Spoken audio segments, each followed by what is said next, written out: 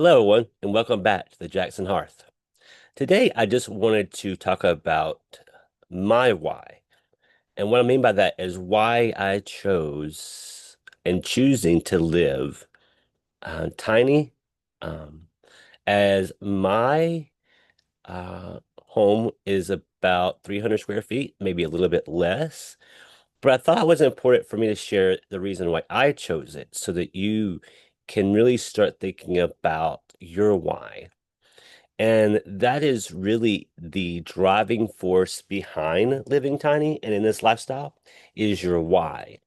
So for me, it was all about affordability and home ownership and the and what living tiny offered. So I've always liked and always been I've always loved, sorry, I've always loved the tiny home or tiny house movement since I guess probably since it came out years ago. But then all you could do is live on a tiny home on like a trailer. That was all that they were making, or that's all that I knew of. So I knew I didn't really want that because I wasn't going to be moving my home. I didn't also want to go upstairs in a loft because I have knee issues. So I'm not able to go up and down stairs or ladders very easily.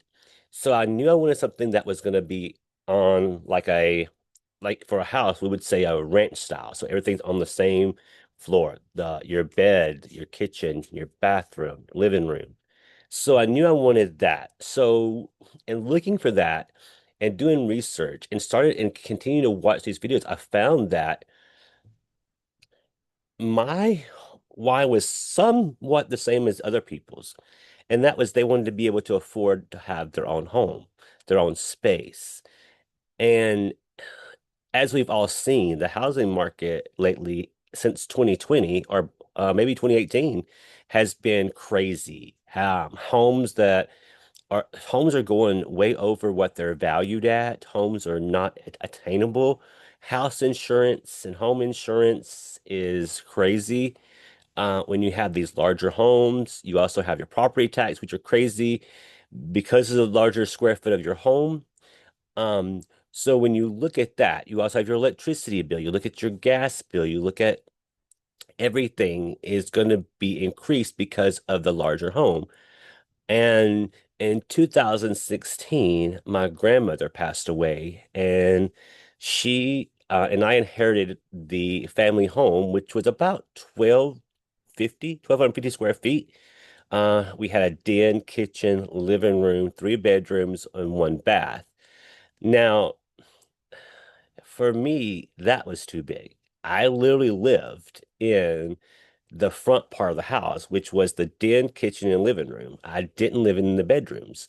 So for me, it was a waste of space, a waste of energy, a waste of heat, and everything like that. So I started doing more research, and living in that small of a square footage really gave me the opportunity to see that I could do it. At the time, I had three dogs. Um, so I had my Greyhound Ace, my German Shepherd EJ, and my Staffordshire mix Maddie. So it was three of us living in, I'd roughly say maybe 900 square feet because I said it was a den, the living room, the den, the kitchen, the living room. So it was all in the same area. So when I heated, I could actually throw something and not have to heat the bedrooms because at that time we just had gas heat and it was in the den. And so I decided it was time for me to sell it because it was too big. I talked it over with my mother and my brother, which my grandma left it to me, but that was supposed to be the family meeting place um if I chose to. So we talked it over and we decided I would just sell and I would move closer to my mom and marry in to Atlanta, where we would live halfway between. I live halfway between me and my brother, and then me and my mom would live this, equal a distance. So I moved there, and my apartment when I moved was about 800 square feet. So I went drastically smaller.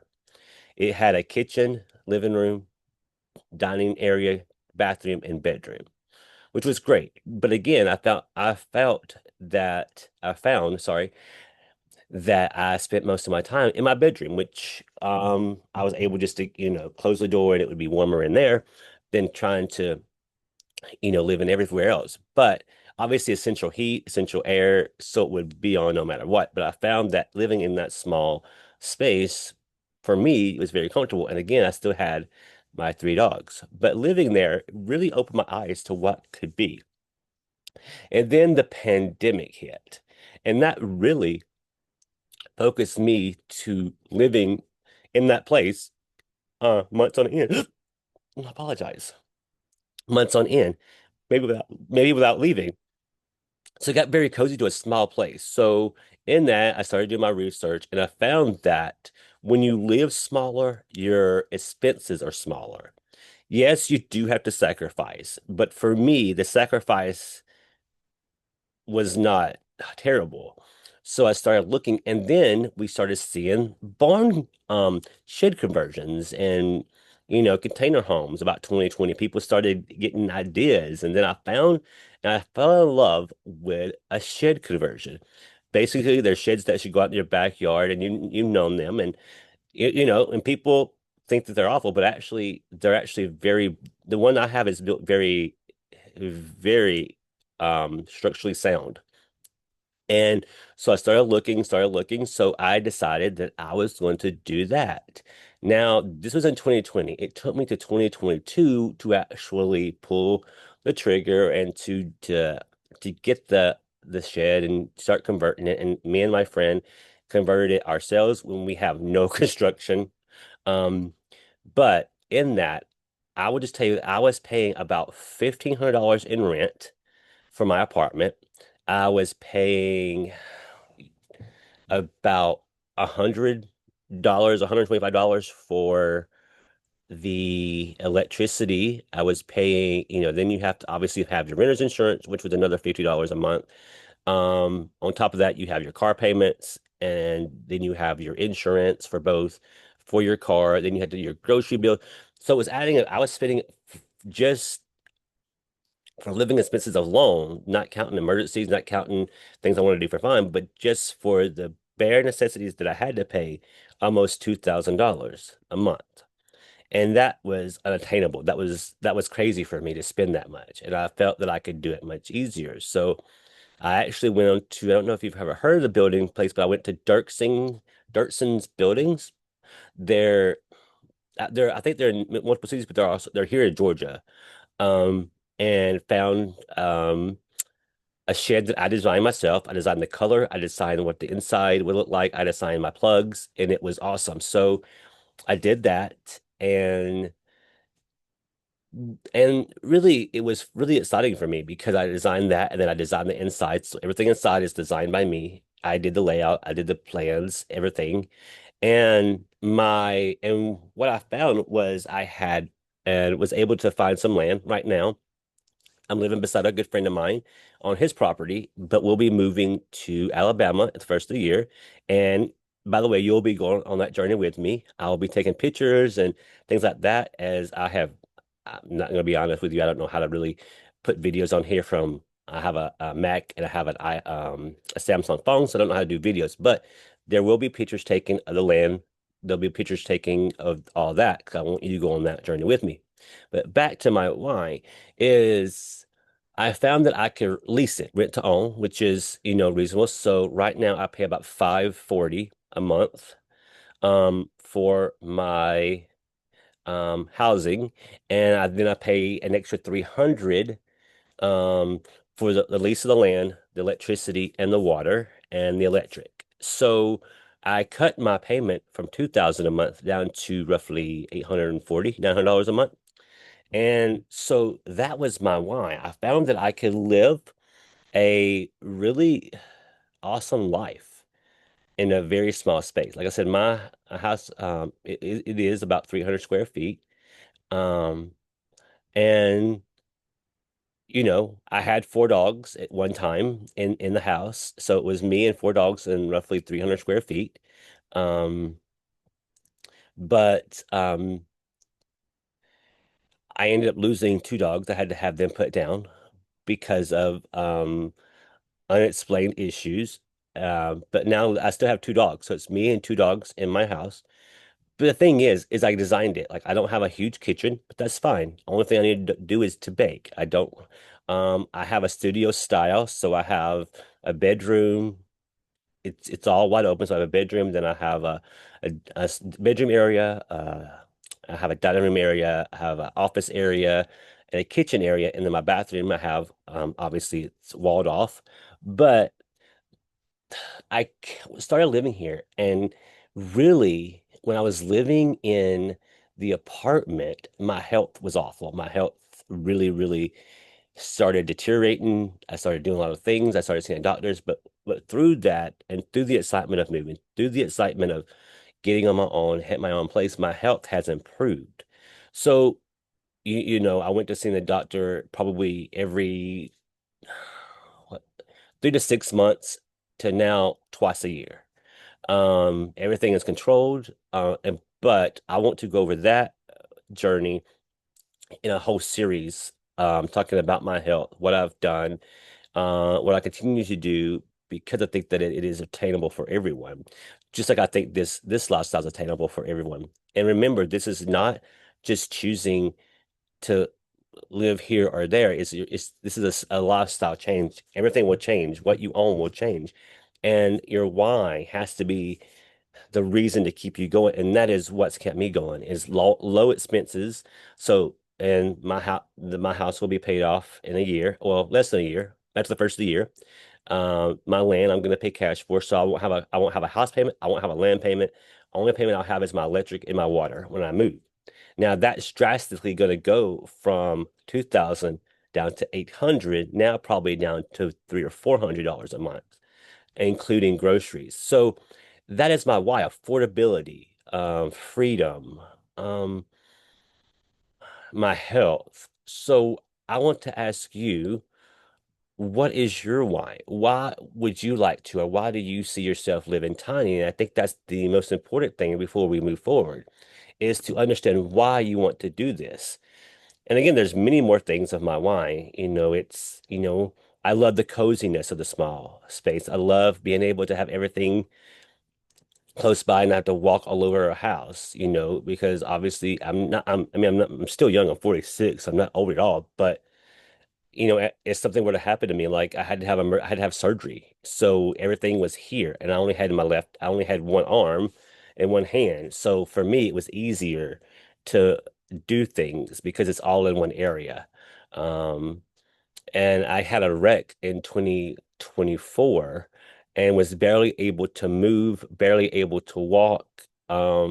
It was horrible for about 2 or 3 months. I literally could not move a lot. So having everything here close by was awesome because I could just really walk and lean on my cabinet in my kitchen to make some food. I could then just go back and lay in my bed and eat. And it was just like it was here. I didn't have to clean a lot. It was For that time, it was awesome. So there are a lot of different whys, and please feel free to drop a question, a comment, or anything like that, because I think that your why, again, is your most important reason. That's what's going to keep pushing you when things get rough. And let me tell you, it's not all sunshine and roses. No, living here, because there are things that you can't do. You can't hold a lot of people here, or I can't because of my dogs and the size of my building. But maybe you want to go 400. Technically, tiny living is anything under 400 square feet. Now, if you did 400 square feet, or that would be 200, almost 100 square feet more than I do, which is significantly larger. So, but it has to fit you, and the square footage that I have fits me. So again, this is more of what is your journey? What does your journey want to look like? And this is what mine look like. Um, and hopefully the next couple of weeks, I'm gonna take some pictures of my home. Hopefully, well, outside at least. Inside it looks like a wreck because I am packing and decluttering, so things are everywhere. And maybe I'll just show you what it looks like for me in here. But um, again, think about your why. Think about the reason you want to go tiny. It could be for families. It can just be for someone a couple or a single person, as I am. But this lifestyle is gonna be life changing. You're gonna save money if if you do it right. You could, there are ways to spend more money, but I chose not to have a home that was over a hundred and something $1,000 because if I'm gonna do that, I might as well just get a regular home. But I chose to stay small. And to tell you the price of everything that I did with my house, um, I'm still paying on it. So when I get through paying for it, it will be everything included inside appliances and everything will be less than 35,000, I think, or 40,000 for my home, my appliances, the building stuff, the insulation, the furniture, everything is going to be under 40,000. Well, and that might sound like a lot, but I did choose some high-end stuff in some areas. But going forward, I'm going to remodel my house, and it will cost me about $3,000 to just remodel the inside. And that's every area. Um, from my kitchen to my bedroom to my living area to my office. So, it's very easy and cheap to redo. Like my flooring, everything is going to get redone. Um, so when we look at these things, we again need to think about the reason why we're doing it. And I know I keep harping on that, but for me, and from what I've read from others, that is the reason that keeps them going. And the way the economy is going, the way the housing market is going, the homelessness and things like that, living tiny is, I think, the way to go and more is affordable and will get you off the street, out of your car, out of an expensive apartment or maybe house that you're looking for. And but in that, we have to look at regulation zoning. So in a future, it's probably going to be on our next video. I'm going to talk about the things you have to look for before you even think about living tiny. And the places that I know of and the states that I know of that allow for it. And I'll try to have a list of that and a list of things to look for. But um but yeah, so again, this was my reason why I chose to live tiny, and I would love to hear your reason why either you live tiny, or why you live tiny, or the reason why you are looking into this lifestyle. So again, thank you so much for listening from my hearth to yours. Have a great and blessed day. Bye bye.